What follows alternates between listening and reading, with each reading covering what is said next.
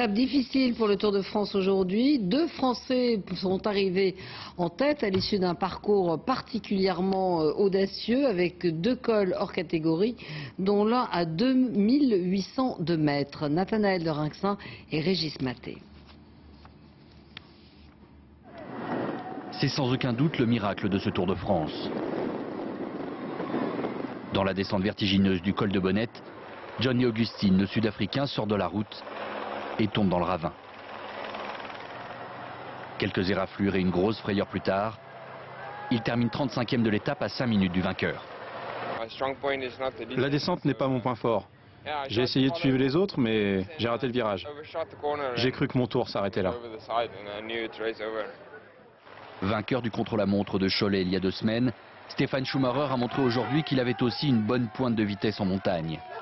Dans cette étape désignée comme la plus exigeante du Tour, il fait la course en tête jusqu'à la dernière ascension du jour. À 27 km de l'arrivée, 9 hommes le rattrapent et lui volent la vedette. Parmi eux, Cyril Decelle et Sandy Cazard. Ils ont des fourmis dans les jambes et des idées derrière la tête. Au sommet du dernier col, à 25 km de la ligne, ils ne sont plus que 4, dont les 2 Français à pouvoir prétendre à la victoire. Débute alors une descente à couper le souffle, avec des pointes de vitesse à 90 km/h. Finalement, après 159 km d'efforts et 2 cols hors catégorie, les 4 hommes se disputent la victoire au sprint. Sur la ligne, Cyril Decelle s'impose. C'est le 2e succès d'un Français cette année sur le Tour.